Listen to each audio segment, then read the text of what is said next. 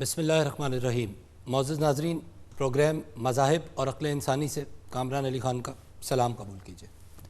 ناظرین، ہم اپنے اس پروگرام میں ڈسکس کرتے ہیں ان کانسیپٹس کو، ان عقائد کو جو ہمیں فراہم کیے گئے ہمارے ریلیجنس کی طرف سے، اور پھر ان عقائد کو، ان کانسیپٹس کو، اس انفارمیشن کو ہم میپ کرتے ہیں، میچ کرتے ہیں، کمپیئر کرتے ہیں ان معلومات سے جو انسان نے اپنی برس ہا برس کی جستجو سے اور تحقیق سے حاصل کی۔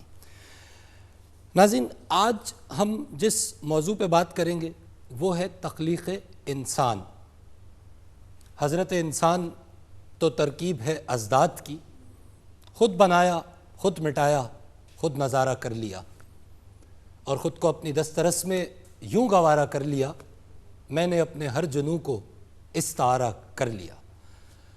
ناظرین، انسان جس کے لیے یہ کائنات تخلیق کی گئی، انسان جس کے لیے ہر فلسفی اور ہر علم تخلیق کیا گیا، انسان جس نے اپنی محنت سے ستاروں پہ کمندیں ڈال لی، انسان کہ جس نے اپنے اطراف میں موجود ماحول کو سمجھنے کی کوشش کی اور اس ماحول کو سمجھنے کے بعد اس نے اچھی یا بری ہر طرح کی تبدیلی اپنے ماحول میں کی اور اس طرح اپنا انپٹ اپنے ماحول کو دیا۔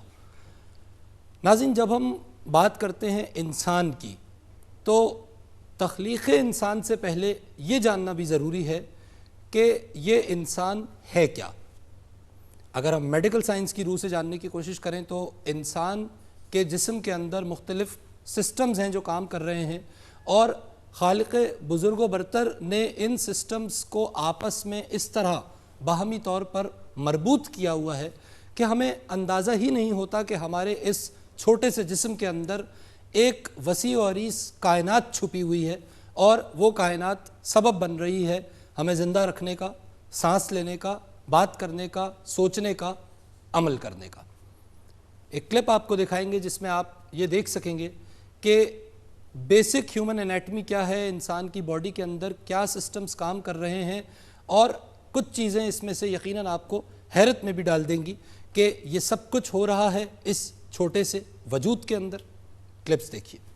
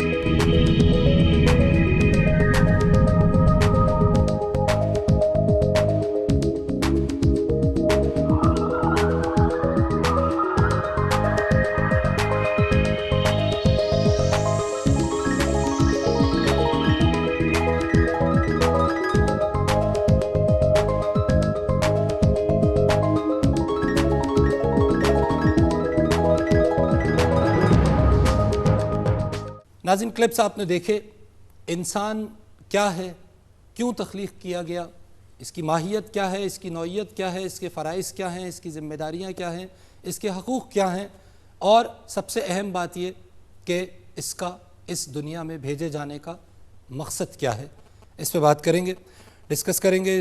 ان تمام موضوعات کو اپنے شرکائے گرامی سے تشریف رکھتے ہیں ہمارے ساتھ اسٹوڈیوز میں جناب ڈاکٹر منیر حسن صاحب، ایکس وائس چانسلر ہیں NED university of engineering technology Karachi کے، حافظ قرآن ہیں، قرآن اور سائنسز پہ گہری نظر رکھتے ہیں، ریسرچ اسکالر ہیں اس قرآن اور سائنسز کے حوالے سے، اور کئی کتابوں کے مصنف ہیں۔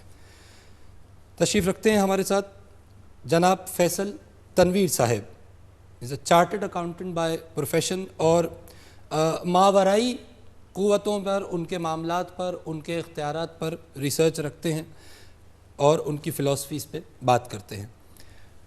تشریف رکھتے ہیں ہمارے ساتھ فہد علی رضا صاحب، بزنس ایڈمنسٹریشن میں ماسٹرز ہیں اور کوالیفائڈ ہیں فلاسفی میں from Oxford university.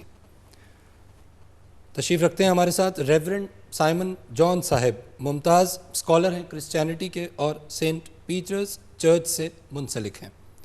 Last but not the least ہمارے ساتھ تشریف رکھتے ہیں ڈاکٹر محمد محسن علی صاحب، میڈیکل پریکٹیشنر ہیں، ماسٹرز ہیں ہیلتھ سروسز میں آسٹریلیا سے، اور مختلف علوم پر کہ جو دین و دنیا کے درمیان ربط پیدا کرتے ہیں گہری نظر رکھتے ہیں۔ I welcome all of you to the show۔ Doctor صاحب، پہلا تو وہی بنیادی سوال جو شروع میں بھی ہوتا ہے اور آخر میں بھی ہوتا ہے، وجہ تخلیق انسان، جی کچھ روشنی ڈالیے۔ وجہ تخلیق انسان تو اللہ تعالیٰ نے قرآن مجید میں صاف بیان کر دیا ہے کہ وما خلقت الجن والانس الا لیعبدون۔ اس جن اور انسانوں کی تخلیق کی وجہ صرف یہ ہے کہ وہ اللہ کی عبادت کریں۔ اب یہ ہے کہ تشریح کی ضرورت ہے کہ عبادت کا مفہوم کیا ہے، عبادت کہتے کس کو ہیں؟ کہتے کس کو ہیں؟ ٹھیک۔ عبد کا لفظ یہ ہوتا ہے غلام، بندہ، اس کا غلام جو حکم مانتا ہو، اس کو عبد کہتے ہیں۔ لیعبدون کا مطلب یہ ہے کہ حکم ماننے والا، اللہ تعالیٰ کا جو بھی حکم ہے وہ اس کو مانے۔ ٹھیک، اس لیے پیدا کیا ہے کہ جو اللہ تعالیٰ حکم دے دے وہ مان لے، اور جس چیز سے منع کر دے اس سے رک جائے۔ ٹھیک، یہ ہے یعبدون کا مفہوم بنتا ہے۔ ٹھیک ہے۔ لیکن جب ہم آدم کی تخلیق کی بات کرتے ہیں یا انسان کی تخلیق کی بات کرتے ہیں تو اس کے ساتھ ہی فوراً ہی ہمارے پاس بہت سے سوالات آتے ہیں ذہن میں کہ یہ تخلیق کب ہوئی، جی، کب، کتنے عرصے پہلے، کہاں ہوئی۔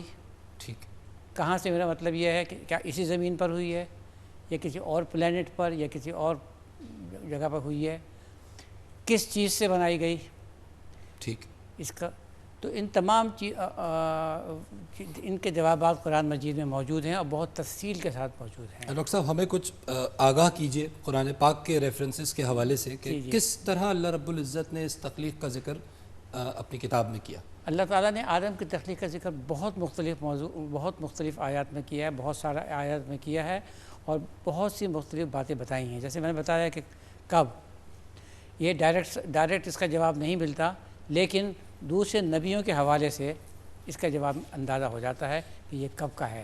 یعنی یہ اندازہ کرنا کہ یہ چند ہزار سال کی بات ہے، لاکھ سال کی بات ہے، چند لاکھ سال کی بات ہے، کروڑ سال کی بات ہے، یہ بالکل واضح ہو جاتا ہے کہ کتنے عرصہ پرانی بات ہے۔ اچھا، کہاں، اس زمین پر یا کہیں اور کسی اور پلینٹ پر، اور وہاں سے لائے گئے، کیونکہ یہ تو صاف صاف لکھا ہے قرآن مجید میں کہ آدم کو جنت میں پیدا کیا گیا۔ ٹھیک، لیکن جنت ہے کہاں پر؟ سوال پیدا ہوتا ہے جنت کہاں پر ہے، کس میٹیریل سے پیدا کیا۔ اور ایک جو بہت انٹرسٹنگ سوال ہے جو قرآن کی آیات سوچنے پر مجبور کرتی ہیں وہ یہ ہے کہ کیا آدم کی تخلیق تمام انسانوں کی تخلیق تھی یا صرف ایک آدم کی تخلیق تھی؟ ٹھیک، تو میرا خیال ہے میں ون بائی ون سب کے جوابات ضرور۔ اچھا ڈاکٹر صاحب اس میں بلکہ ایک ایک کر کے ہم ظاہر اس کو لیتے ہیں۔ سب سے پہلے تو بلکہ میں اس کے ساتھ ہی ریورنڈ صاحب کی طرف بھی جانا چاہوں گا کہ ریورنڈ صاحب بائبل یا کرسچینٹی آن دا ہول تخلیق آدم کو کس طرح دیکھتی ہے؟ ہم اسے جینسز میں وہاں پر دیکھتے ہیں جہاں پر خدا نے کہا کہ آؤ ہم انسان کو اپنی صورت پر پیدا کریں. Man is created in the image of God, image of God. جو بائبل میں ہے. Image of God different topic ہے، لیکن خدا نے آدم کو مٹی سے بنایا اور اس کے نتنوں میں زندگی کا دم پھونکا. یہ ایک کریشن ہے. بائبل میں 5 قسم کی کریشن پائی جاتی ہے، اور مختصراً میں ان کو بیان کرتا ہوں جو بڑی انٹرسٹنگ ہے. جی. اس کے بعد ہوا جو ہے وہ ڈفرینٹ پروسیس سے بنی ہے. یہ مٹی سے بنا ہے، اور اس کے پہلو سے ہڈی اور گوشت کو لے کر تو اس کے لیے عورت بنائی گئی. اور پھر اس کے بعد ہمیں وہ پروسیس ملتا ہے انسان کے دنیا میں آنے کا یا پیدا ہونے کا، جس کے طرح جس پروسیس میں میں اور آپ آئے ہیں ماں باپ کے ملاپ سے. پھر اس کے بعد ایک پروسیس ہمیں ملتا ہے کرائسٹ کا، خداوند یسوع مسیح کا، کہ جو کنواری سے پیدا ہوا. یہ یونیک ہے اپنے اندر. اور پھر 5واں جسے ہم نیو بورن کہتے ہیں، یا ذہن کے انقلاب کو کہتے ہیں، سوچ کے تبدیل ہونے کو کہتے ہیں. تو کریشن جو ہے وہ ہمیں ابتدا میں تخلیق کا عمل، انسان کے تخلیق کا عمل ہمیں ابتدا میں نظر آتا ہے. لیکن خاص نقطہ یہ ہے کہ ساری مخلوقات کے خلق ہونے کے بعد انسان کو خلق کیا گیا. فرشتگان، چاند ستارے، یہ زمین، اس ساری کے بعد جب دیکھا کہ ہر چیز اچھی ہو گئی ہے، پوری ہو گئی ہے، تو اب اسے مزید پورا کرنے کے لیے اور اس کو معراج اور عروج دینے کے لیے آدم کو یعنی سٹیج بنا دیا گیا پہلے پورا، وہ انوائرمنٹ، وہ ماحول، وہ ضروریات پیدا کر دی گئیں، اور اس کے بعد انسان کو. ڈاکٹر صاحب، آیت ہے میرے سامنے قرآن پاک کی. اللہ رب العزت فرما رہے ہیں سورہ بقرہ آیت نمبر 30 میں کہ اور وہ وقت یاد کرنے کے قابل ہے، وہ یاد کرنے کے قابل بریکٹس میں ہے، جب تمہارے پروردگار نے فرشتوں سے فرمایا کہ میں زمین پر اپنا نائب بنانے والا ہوں. تو انہوں نے کہا، یعنی فرشتوں نے کہا، کیا آپ ایک ایسے شخص کو نائب بنانا چاہتے ہیں جو زمین میں فساد پیدا کرے اور خون بہائے؟ اور ہم آپ کی تعریف کے ساتھ حمد و ثنا بیان کرتے ہیں. فرمایا، یعنی اللہ نے فرمایا، میں وہ باتیں جانتا ہوں جو تم نہیں جانتے. کس طرف اشارہ ہو رہا ہے؟ یہ فرشتوں کو یہ کیسے اندازہ تھا کہ یہ انسان فساد پیدا کرے گا؟ یہ اس حوالے سے کچھ فرمائیے. اس سوال کا جواب اس سے ریلیٹڈ ہے کیا کہ آدم کی تخلیق پہلے انسان کی تھی، یا it is a successive process, ایک کے بعد دوسرا؟ آرتھوڈاکسلی تو ہمیں یہ سمجھ آتا ہے کہ جی پہلا تھا، لیکن آپ اس میں ہمیں لیکن یہ بھی ایک ہے کہ آدم کی تخلیق جو ہے یہ تمام انسانوں کی تخلیق ہے. اچھا ڈاکٹر صاحب، میں منقطع کروں گا کیونکہ ایک وقفہ ہمیں لینا ہے. آئی ووڈ ناٹ لائک کہ اس کو انٹرپٹ کیا جائے. ہم پوری بات آپ کی سننا چاہیں گے. ناظرین، تخلیق آدم پہ ہم بات کر رہے ہیں، کب ہوئی، کس طرح ہوئی، کہاں ہوئی. It's a very interesting discussion. ہمارے ساتھ ہی رہیے.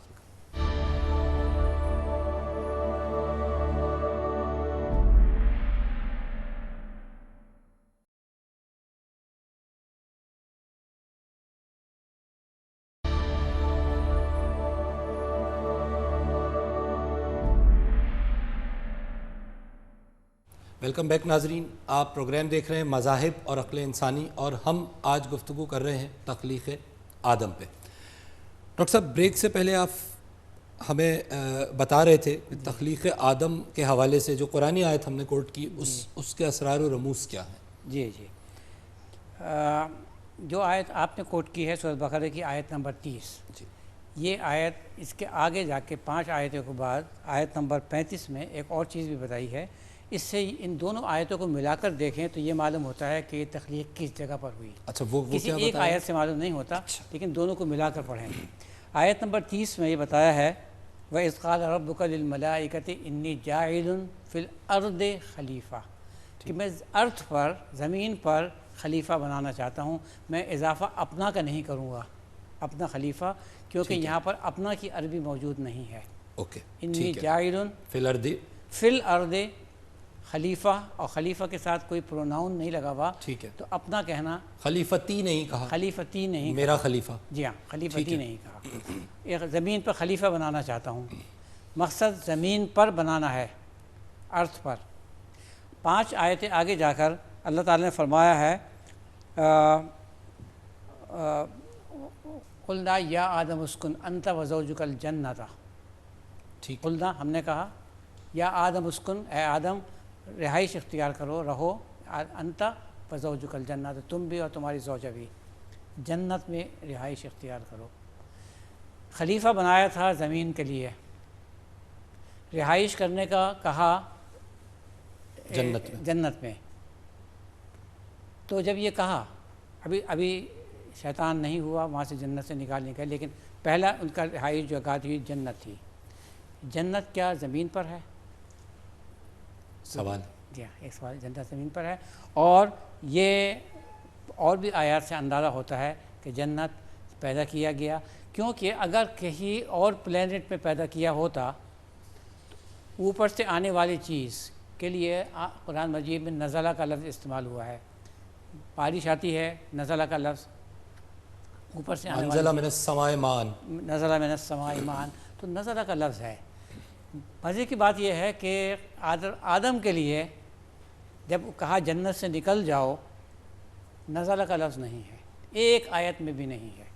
اس کے لیے لفظ استعمال کیا ہے اہبتو، اہبت۔ ٹھیک، اہبت کے معنی کیا ہیں؟ یہ دوسری آیات سے مل جاتے ہیں۔ دوسری آیات میں کیا ہے؟ ایک آیت ہے اہبتو مصرن، یہ بنی اسرائیل کو کہا گیا ہے، اہبتو مصرن فإن لکم ما سألتم، ٹھیک ہے؟ تو یہ اہبتو مصرن مطلب زمین کے ایک حصے سے دوسرے حصے میں چلے جاؤ، ٹھیک، اوپر سے آنے کا تصور نہیں ہے، اہبتو مصرن۔ ایک اور آیت ہے، حضرت نوح علیہ السلام کو کہا گیا ہے کہ کشتی سے اترنے کو بھی اہبت کا لفظ استعمال ہوا ہے۔ اچھا، کشتی سے اترنا، طوفان نوح کے بعد، طوفان نوح کے بعد اہبت۔ تو اہبت کے معنی صاف ظاہر ہیں کہ زمین کے ایک حصے سے دوسرے حصے میں چلا جانا۔ ٹھیک ہے۔ تو that poses a question in the sense کہ جس پہ ہم ریسرچ کریں، اس پہ ریسرچ کریں، بات کی جائے اس جنت پہ۔ زمین پر ہے۔ ٹھیک ہے، میں کامران صاحب ایک چھوٹے سے نقطے کی طرف آپ کی توجہ دلانا چاہ رہا ہوں۔ جی ریورنڈ صاحب۔ مختلف مکتب فکر میں آدم کے متعلق مختلف رائے پائی جاتی ہیں اس کے اشرف المخلوقات ہونے کے، کیونکہ یہ ایک بڑا خاص راز ہے اور اس پلیٹ فارم پہ اس کی بات کرنا نہایت ہی ضروری ہے۔ کچھ لوگ کہتے ہیں کہ وہ اشرف المخلوقات اس لیے ہے، اسپیشلی یہ جو لسانیات والے ہیں، کہ کیونکہ اس کے پاس بولنے کی قوت ہے، اور مخلوقات میں جتنی ہمیں چیزیں نظر آتی ہیں کسی کے پاس بولنے کی اس طرح سے صفات نہیں جو اس کے پاس ہے۔ کچھ لوگوں نے کہا کہ یہ اس لیے اشرف المخلوقات ہے کیونکہ اس کے پاس اختیار ہے۔ کچھ لوگوں نے کہا یہ اس لیے اشرف المخلوقات ہے کیونکہ اس کے پاس سوچ ہے، جس طرح سے یہ سیولائزڈ ہے اس زمین کے اوپر اور ہمیں مخلوقات نظر نہیں آتی۔ لیکن بائبل بڑی وضاحت کے ساتھ بتاتی ہے کہ انسان جو ہے وہ اشرف المخلوقات اس لیے ہے کیونکہ خدا نے اسے اپنی صورت پر پیدا کیا ہے، اور صورت سے مراد اپنی صفات، یہ والی صورت نہیں اب خدا آپ کی شکل کا ہے یا میری شکل کا ہے، ٹھیک، ہم میں سے کس کی شکل ہے، لیکن صفات جو صفات کی آپ بات کے اندر بھی ہیں اور میرے اندر بھی ہیں، یہ وہ صفات جو کمیونیکیٹ ایٹریبیوٹس کہلاتی ہیں، منتقل ہونے والی صفات۔ تو یہ بات میں پہنچانا چاہ رہا تھا آپ کے تفصل سے کہ لوگوں تک پہنچے کہ آدم اشرف المخلوقات اکارڈنگ ٹو بائبل اپنی اس صفات کی وجہ سے ہے جو خدا کی طرف سے اسے۔ آدم، میں ایک یہاں پہ ایک اس کہنا چاہتا ہوں اسی حوالے سے کہ آدم کے انسان کو اشرف المخلوقات کہا ہے، لیکن قرآن مجید کی جو آیت جہاں سے یہ معلوم ہوتا ہے وہ ذرا دیکھ لیں تو کچھ اور مطلب نکلتا ہے۔ اچھا فرمائیے۔ وَلَقَدْ كَرَّمْنَا بَنِي آدَمَ، بنی آدم ہم انسان، وَلَقَدْ كَرَّمْنَا ہم نے ان پر کرم کیا، مہربانی کی، وَحَمَلْنَاهُمْ فِي الْبَرِّ وَالْبَحْرِ اور ان کو زمین اور سمندر پہ اس کو لے کے اٹھایا ان کو، وَحَمَلْنَاهُمْ فِي الْبَرِّ وَالْبَحْرِ وَرَزَقْنَاهُمْ مِنَ الطَّيِّبَاتِ اور ان سب کو ہم نے اچھا پاک کھانے کی چیزیں دیں، وَفَضَّلْنَاهُمْ عَلَىٰ كَثِيرٍ مِّمَّنْ خَلَقْنَا تَفْضِيلًا اور اس کو فضیلت دی، فضلنا علی کثیر ممن خلقنا، جو کچھ اللہ تعالی نے تخلیق کی اس میں سے اکثر و بیشتر پر ہم نے فضیلت دی۔ لفظ اکثر کا لفظ ہے، کثیر کا لفظ ہے، کل کا لفظ نہیں ہے۔ تو یہ تصور کرنا کہ انسان جو ہے اشرف المخلوقات ہے، کثیر کے لفظ میں اشرف المخلوقات نہیں آتا، کل کے لفظ میں آتا ہے۔ ٹھیک ہے فہد صاحب جی، ریورنڈ صاحب نے جو بات کی اور جو اللہ تعالیٰ نے کرم کیا اس کے بیسس پہ بیسکلی اس چیز سے ریکنسائل ہوتی ہے جو سائنس اور فلسفی کہتی ہے۔ فلسفی تو بڑا سمپلی کہتی ہے کہ انسان وہ ہے کہ جس میں ریزننگ پاور ہے جو جانوروں کے پاس نہیں ہے. سیلف اویئرنیس ہے, ریزننگ پاور ہے, وہ انسان کانشیسنیس ہے, کانشیسنیس ہے, سیلف اویئرنیس ہے, جس کو پتہ ہے, شعور ہے, اور شعور بھی اس حد تک ہے کہ جس حد تک وہ سمجھ سکتا ہے کہ مجھے شعور ہے. شعور ایسا کہ جس سے وہ اپنے خالق کو پہچاننے کی کوشش کر سکتا ہے, کوئی اور مخلوق یہ نہیں کر سکتی. نہیں کر سکتی, کوشش کر سکتا ہے, اپنی حد سے باہر نکل سکتا ہے, اسپیس میں جا سکتا ہے. کوئی جانور میرا خیال میں مشکل یہ کوشش کرے, اگر کھانا برابر میں مل جائے گا تو مشکل یہ کہ وہ زیادہ دور جائے. فلسفی کی حد تک تو یہ ہے. سائنس میں انسان ایک حسین اتفاق ہے. اٹس اے بیوٹیفل کوئنسیڈنس کہ جو اتفاقاً دنیا بنتے کے پروسیس میں اچھا اتفاقاً بن گیا. وہ اتنی خوبصورت چیز, اس کو سمجھنا بھی آتا ہے, جاننا بھی آتا ہے, دماغ ہے اس کے پیچھے پوری ایک وہ ڈارونین تھیوری ہے, وہ سب ہے جس کو اکثر لوگ مانتے ہیں, کچھ لوگ نہیں مانتے, مذہبی لوگ تو اکثر بالکل ہی نہیں مانتے. ڈارونین تھیوری بیسکلی یہ ہے کہ انسان ایوالو ہوا. ایک جانور کو اگر آپ ہر روز ڈنڈا ماریں گے ایک جگہ لا کے, تو پورا ہفتہ آپ جو ہے اس کو لا کے ڈنڈا ماریں گے یہاں, ہفتے کے بعد 8ویں دن وہ سمجھ جائے گا کہ یہاں کے ڈنڈا کھانا ہے, تو وہ آنے سے ہی ڈرے گا, تو وہ تھوڑا وہ انٹیلیجنٹ ہوگا, اس کو سمجھ میں آئے گی نئی چیز. اسی طرح سے ڈارونین تھیوری کہتی ہے کہ جن جانوروں کی گردن چھوٹی تھی وہ ان کے بچے انہوں نے کوشش کر کر کے ان کی گردن نیچر نے لمبی کر دی تو ہو گیا. جی اب اکثر لوگ اس سے اتفاق نہیں کرتے, جو اسپیشلی جو مذہبی لوگ ہوتے ہیں, کیونکہ وہ یہ ہے کانسیپٹ کہ جی انسان کو بھیج دیا گیا, بے شک یہی اسی دنیا میں پیدا کیا جو بھی ہوا, لیکن کمپلیٹ ہیومن کو کیا گیا. لیکن میری جو محدود نالج ہے ریلیجنس کی, اسپیشلی ابراہم ریلیجنس کی, اس میں کہیں یہ اتنی ایگزیکٹلی نہیں بتایا کہ انسان کو جب پہلی دفعہ پیدا کیا گیا انہی دو کان کے ساتھ پیدا کیا. اوور ٹائم تو ظاہر ہے آج تو ہے انسان کے پاس, لیکن کیا اس کے بال زیادہ تھے, یہ تو ہمیں پتہ ہے کہ عمریں زیادہ تھیں.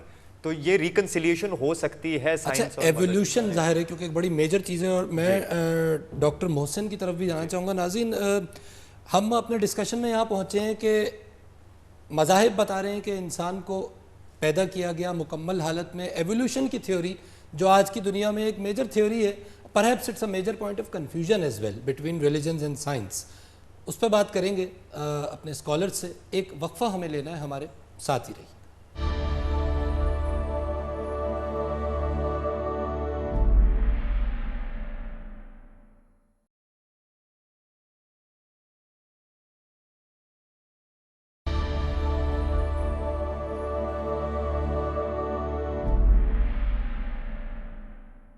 ویلکم بیک ناظرین, آپ پروگرام دیکھ رہے ہیں مذاہب اور عقل انسانی, اور ہم گفتگو کر رہے ہیں آج تخلیق انسان پہ. ڈاکٹر محسن, بریک پہ جانے سے پہلے فہد صاحب نے لاجیکلی ڈسکشن کو اس طرف موڑا کہ جو آج کی دنیا کے اندر ایک سوال ہے, ایولیوشن, نظریہ ارتقاء, جس کو پیش کرنے والے ڈارون تھے. فرمائیے کچھ اس حوالے سے. تھوڑا سا میں اس کا بیک گراؤنڈ جو ہے وہ عرض کرنا چاہوں گا. ضرور. جب ہم ایولیوشن کی بات کرتے ہیں تو بیسکلی ہمارا سٹارٹ ہوتا ہے ایک پرو کیریوٹک سیل سے, ایک ایسا خلیہ جو اس وقت وجود میں آیا جب زمین پر باد و باران کی کیفیت تھی, ٹیمپریچر بڑھا ہوا تھا, فری ریڈیکل کیمیکل ریئیکشن ہو رہے تھے, اور سمندر جو تھے ان کے آس پاس جو چھوٹے چھوٹے پونڈز بنے ہوئے تھے, ان کے اندر پہلا پرو کیریوٹک سیل جس میں نیوکلیس نہیں تھا وہ ہماری سے وجود میں آیا. یعنی uni cellular organism, uni cellular definitely تھا, لیکن اس کے اندر ایک میمبرین باؤنڈ نیوکلیس بھی نہیں تھا, جو کہ ہر سیل میں مطلب ایک یوکیریوٹک سیل میں ہوتا ہے. ٹھیک ہے. اب وہاں سے پھر وہ ایک یونی سیلولر کی ایک ایولیوشن سٹارٹ ہوئی, اور اس کو آپ چاہے سروائیول آف فٹسٹ کہہ لیں, چاہے لا آف نیچر کہہ لیں, کہ جس نے اس کو ڈائریکٹ کیا اور ایٹینیویٹ کیا ٹورڈز دا پرفیکشن. اور ہم مرین سے, ایکویٹک لائف سے, پھر ٹیریسٹریل, اور پھر ٹیریسٹریل سے رینگنے والے, دوڑنے والے, اور آخر میں ہمارے پاس کلاس میملز آ جاتی ہے, اور ہم انسان جو ہے وہ ہمارے سے وجود میں آ گیا.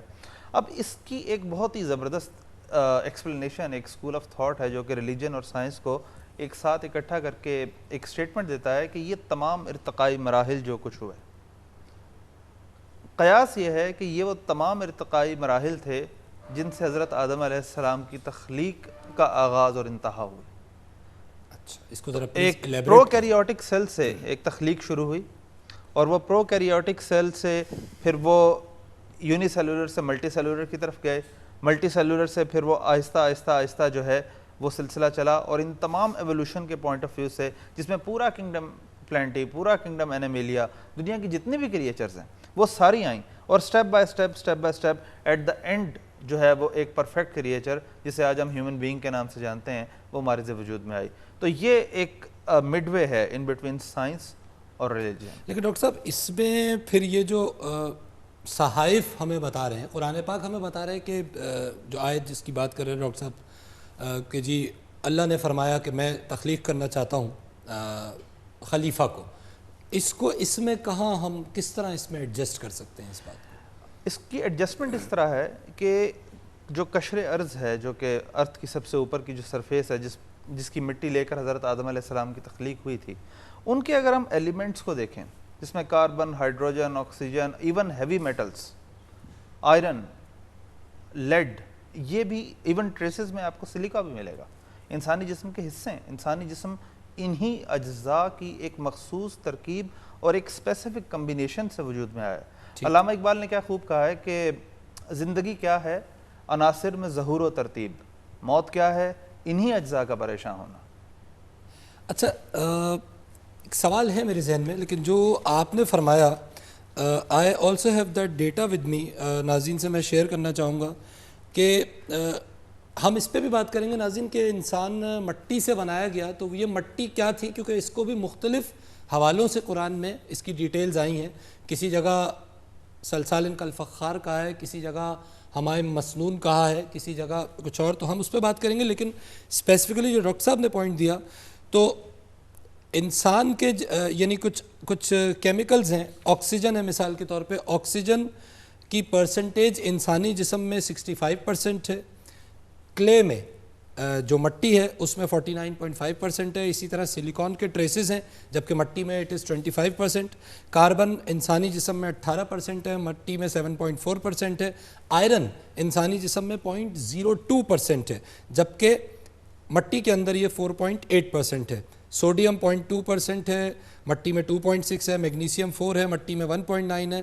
ہائیڈروجن 10% ہے، مٹی میں 0.9 ہے. اور اس طرح ایک طویل فہرست ہے جو میرے پاس موجود ہے، جس کا اس پر وقت نہیں ہے. یعنی ڈاکٹر صاحب مٹی میں جس طرح آپ فرما رہے تھے، یہ ڈیٹا اس بات کی بالکل تصدیق کرتا ہے. بالکل صحیح. اور اسی سے ایک چیز اور بھی ثابت ہوتی ہے کہ حضرت آدم علیہ السلام کی نسل میں پوری دنیا کے جو لوگ ہیں، ان کی جو جینیٹکس میں اتنی وائڈ ویریشن ہے، ہر رنگ، ہر نسل، ہر قد، ہر طرح کی ویریشن، ایون ہر شخص کی آواز، اس کا بولنے کا انداز، اس کا سوچنے کا انداز، اس کی تخلیق. آخر اتنی بڑی وہ جو زمین تھی، وہیں سے وہ ایک روٹ جو تھی وہ سٹارٹ ہوئی، اور وہیں سے یہ ساری برانچز اپنے اپنے ایفیکٹ کو شو کر رہی ہیں، اور انہی کا کمبینیشن جو ہے وہ فیوچر کی جنریشن کو پروسیڈ کروا رہا ہے. اچھا میں آپ حضرات کی اور ناظرین کی بھی توجہ مبذول کرانا چاہوں گا نہج البلاغہ حضرت علی کرم اللہ وجہ کے خطبات. اس میں تخلیق حضرت آدم پہ حضرت علی کرم اللہ وجہ فرما رہے ہیں، اور میں اس کو ریڈ کروں گا باقاعدہ، کہ پھر پروردگار نے زمین کے سخت و نرم اور شور و شیریں حصوں سے خاک کو جمع کیا اور اسے پانی سے اس قدر بھگویا کہ وہ خالص ہو گئی، اور پھر تری میں اس قدر گوندا کہ لیزدار بن گئی، اور اس سے ایک ایسی صورت پیدا کی جس میں موڑ بھی تھے اور جوڑ بھی. اعضاء کو بھی اور جوڑ و بند کو بھی ایک خاص مدت تک، ایک مخصوص وقت تک اس طرح رکھا گیا یہاں تک کہ وہ سوکھ کر خشک ہو گئی اور سخت ہو کر کھنکھنانے لگی، اور یہ کیفیت ایک وقت اور مقررہ مدت تک برقرار رکھی گئی. پھر پروردگار نے اس میں اپنی روح کمال پھونک دی اور ایک ایسا انسان بنایا جس کے ذہن میں جولانیاں بھی تھیں، جس کی فکر میں تصرفات بھی تھے، جو فکر کو کام میں بھی لاتا ہے، اور جو صاحب اعضاء و جوارے ہے ان سے خدمت لیتا ہے. وہ اپنے اعضاء کو جس طرح چاہے جنبش دیتا ہے. حق و باطل میں فرق کرنے والی معرفت بھی تھی، اور مختلف ذائقوں، خوشبوؤں، رنگ و روغن میں تمیز کرنے کی صلاحیت بھی. اسے مختلف قسم کی مٹی سے بنایا گیا جس میں موافق اجزاء بھی پائے جاتے تھے اور متضاد عناصر بھی، گرمی، سردی، خشکی اور تری جیسی کیفیات بھی. ڈاکٹر صاحب قرآن پاک میں جب، کیونکہ کلے پہ بات ہو رہی ہے اور ہم اس انداز میں بھی اس کو سمجھنا چاہ رہے ہیں، تو قرآن پاک میں مٹی کے حوالے سے ٹرمینالوجیز استعمال ہوئی ہیں. یعنی ایک جگہ اللہ رب العزت نے تراب کا لفظ استعمال کیا ہے جس کو ترجمہ جب کیا جاتا ہے تو سوکھی مٹی بنتا ہے. ایک جگہ 3 کا لفظ استعمال کیا گیا, 9 جگہوں پہ لفظ استعمال کیا گیا, تراب 15 جگہوں پہ استعمال کیا گیا.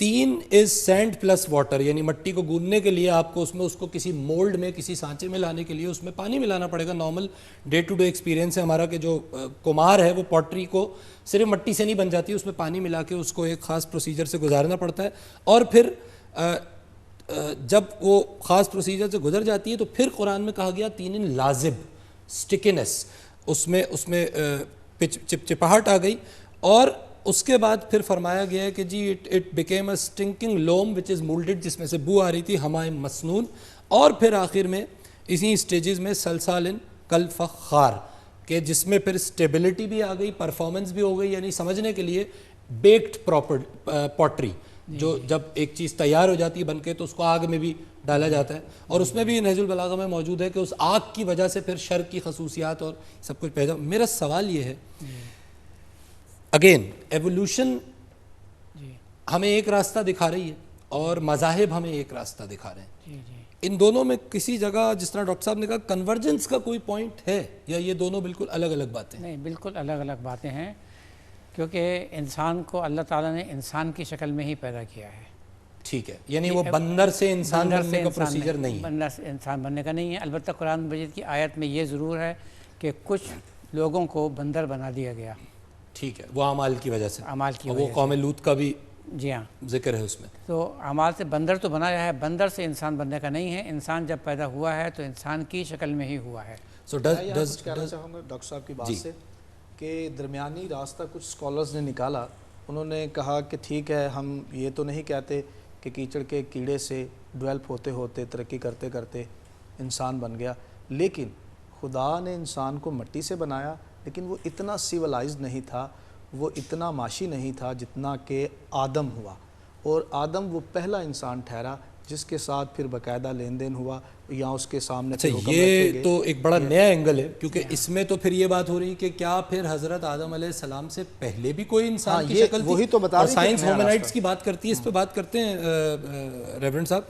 ناظرین, it's a very interesting discussion and we are trying to explore, basically objective یہاں پہ معلومات حاصل کرنا ہے اور جاننا ہے. کسی چیز کو صحیح یا غلط ثابت کرنا اس فورم پر یا شاید کسی بھی فورم پر ہمارے لیے ممکن نہ ہو, انفارمیشن پہنچانا آبجیکٹیو ہے. Stay tuned.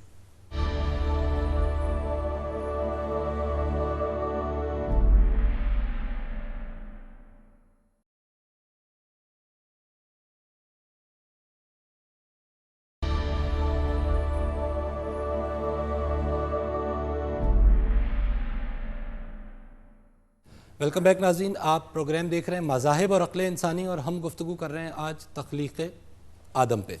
اچھا فیصل صاحب, ڈسکشن آپ سن رہے ہیں, میں ساؤنڈ بیزار ایٹ پوائنٹس, آپ اس کو کس طرح دیکھتے ہیں اس پوری بات کو؟ بیسیکلی حضرت آدم علیہ السلام کو انسان جو بنایا ہے اور جو اشرف المخلوقات کا اسٹیٹس ملا ہے وہ اللہ کی روح جو پھونکی گئی ہے اس کی وجہ سے.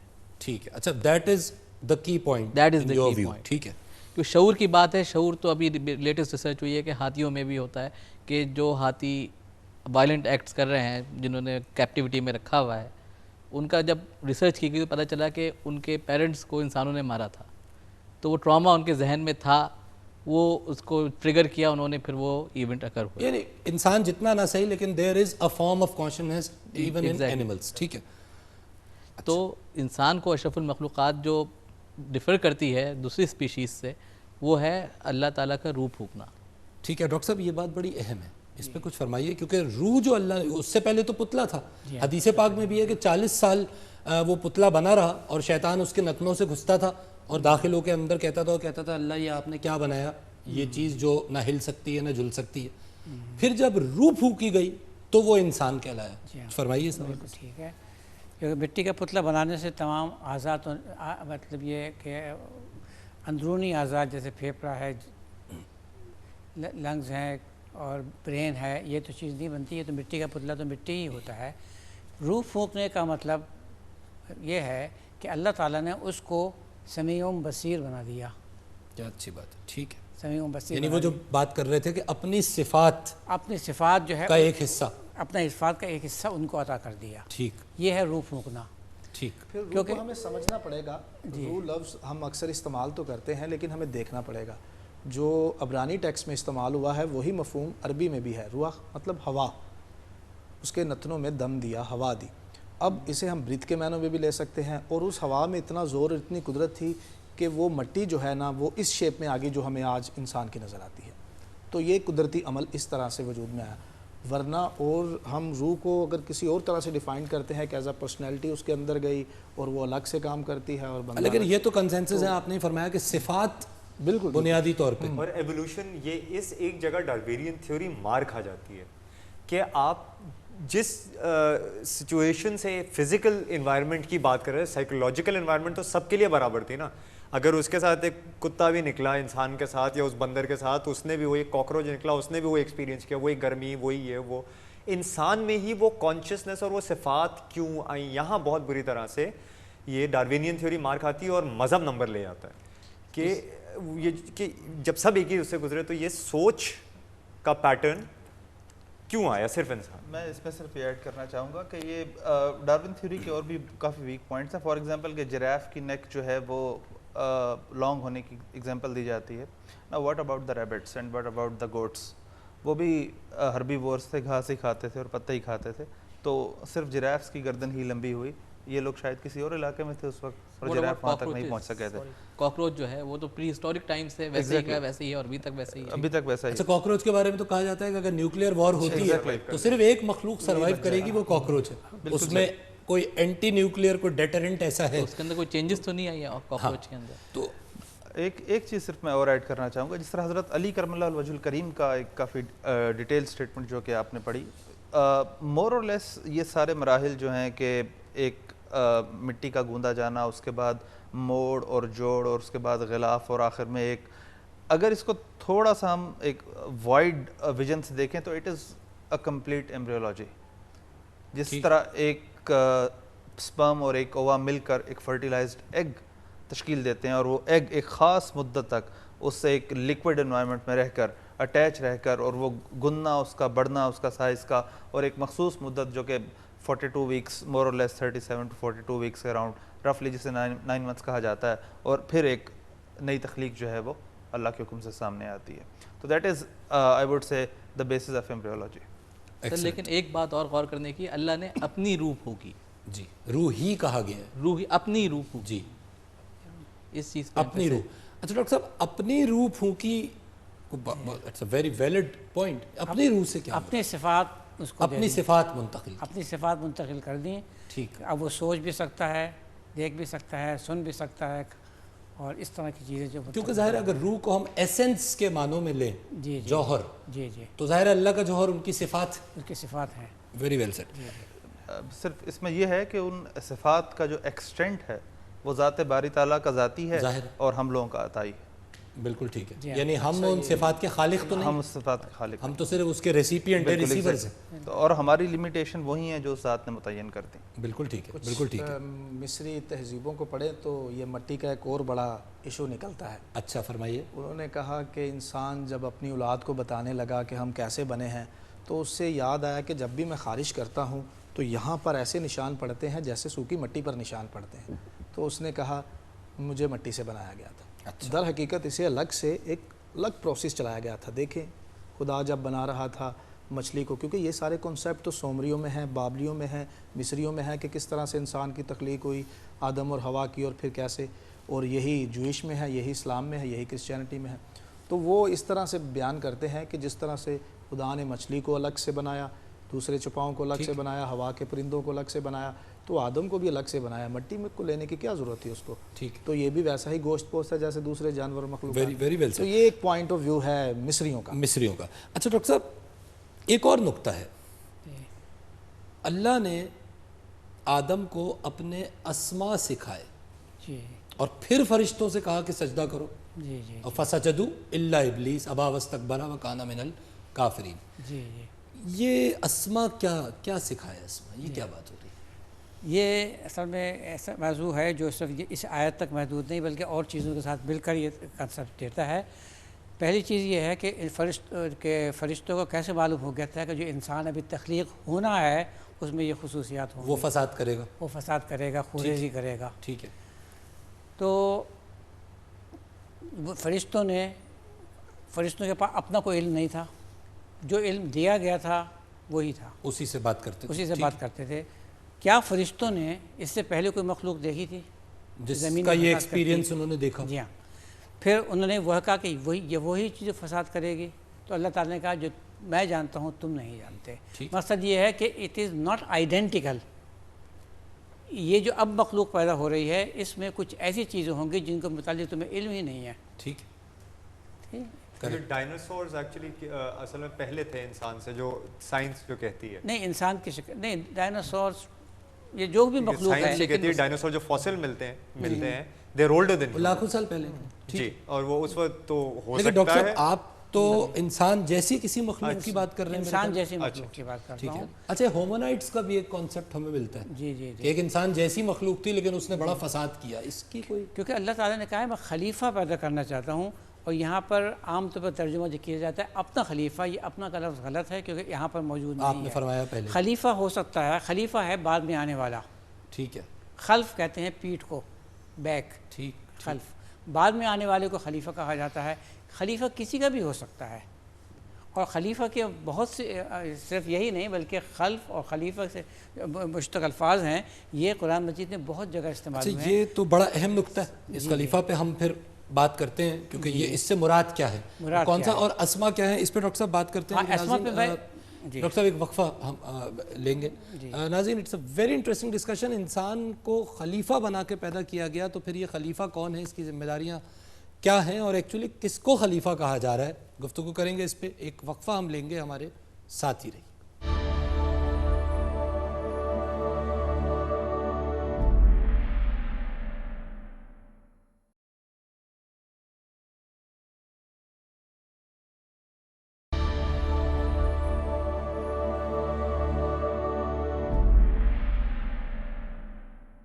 ویلکم بیک ناظرین. آپ پروگرام دیکھ رہے ہیں مذاہب اور عقل انسانی، اور ہم گفتگو کر رہے ہیں آج تخلیق انسان پہ.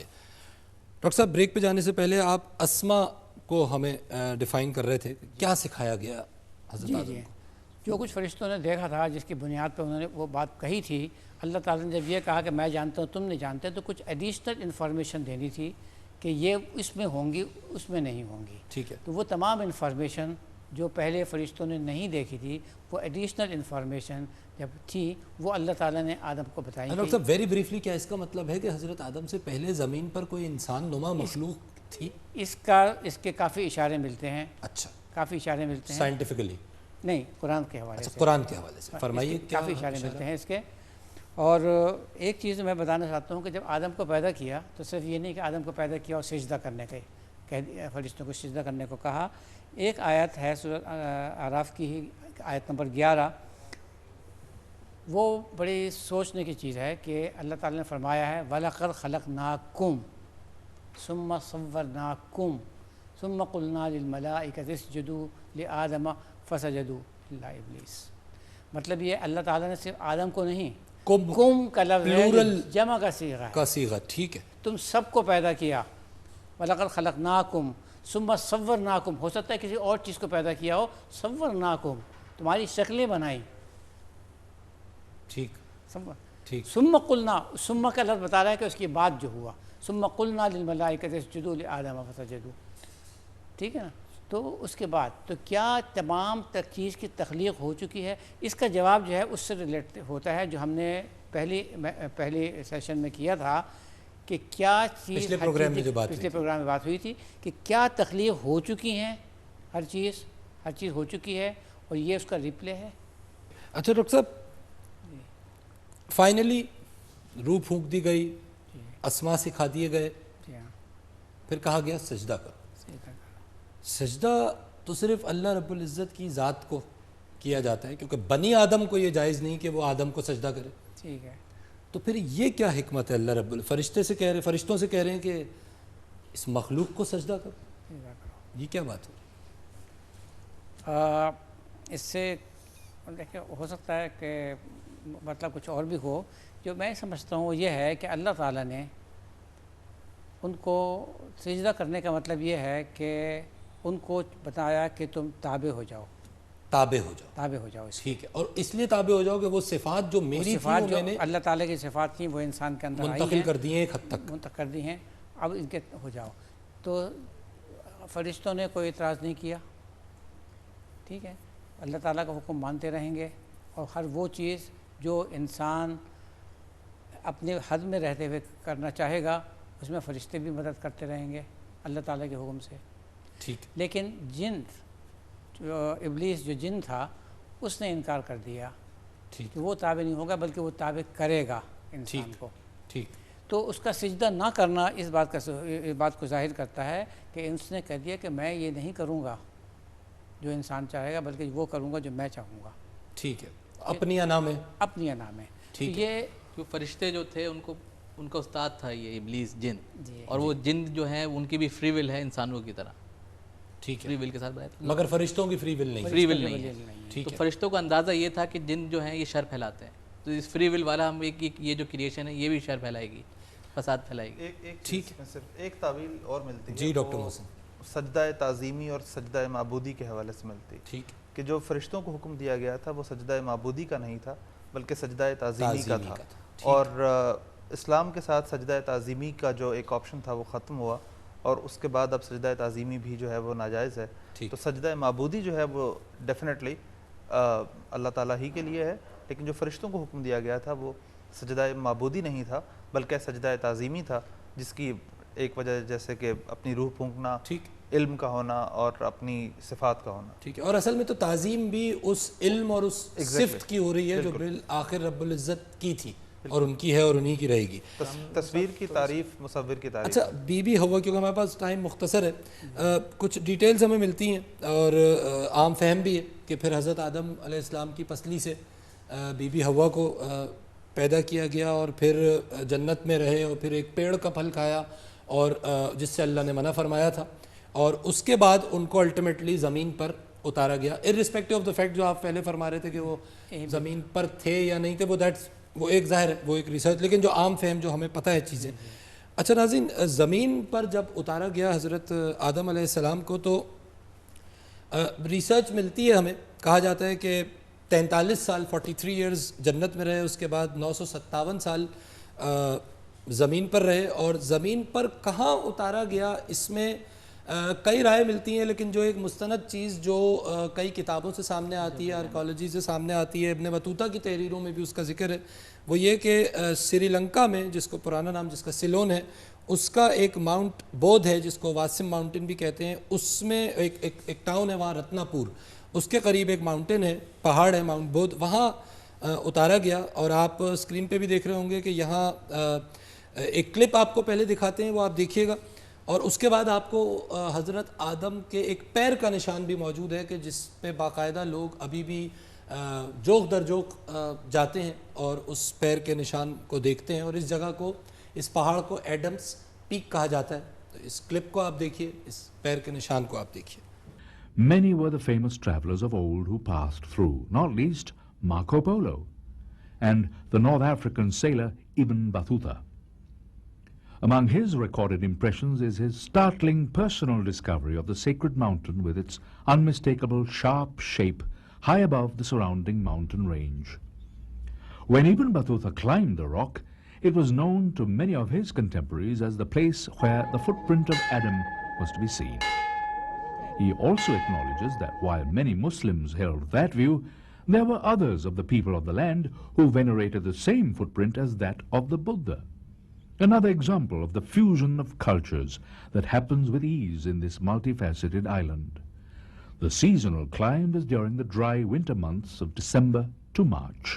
ناظرین کلپ آپ نے دیکھی، کچھ اس کے ساتھ دیگر ڈیٹیلز ہمیں مختلف کتابوں میں ملتی ہیں کہ بی بی ہوا کو حضرت آدم کو سری لنکا میں اتارا گیا، بی بی ہوا کو جدہ میں اتارا گیا. دونوں نے ایک دوسرے کو تلاش کیا اور عرفات کے پہاڑ پر، جس کو جبل رحمت بھی کہا جاتا ہے، ان کی آپس میں ملاقات ہوئی. اور عرفات لفظ عرف سے نکلا ہے جس کا مطلب پہچاننے کے ہے.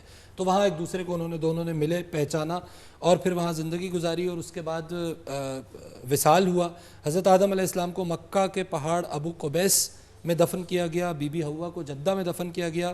ایک روایت اور یہ بھی ملتی ہے کہ حضرت آدم علیہ السلام کو واپس اسی پہاڑ ماؤنٹ بوتھ پہ سری لنکا میں دفن فرمایا گیا, تدفین کی گئی ان کی. اور ایک روایت ہمیں یہ بھی ملتی ہے کہ طوفان نوح کے بعد حضرت نوح علیہ السلام نے, کیونکہ سب کچھ تباہ ہو گیا تھا, تو حضرت نوح علیہ السلام نے حضرت آدم علیہ السلام کو واپس یروشلم میں ایک بار پھر سپرد خاک کیا.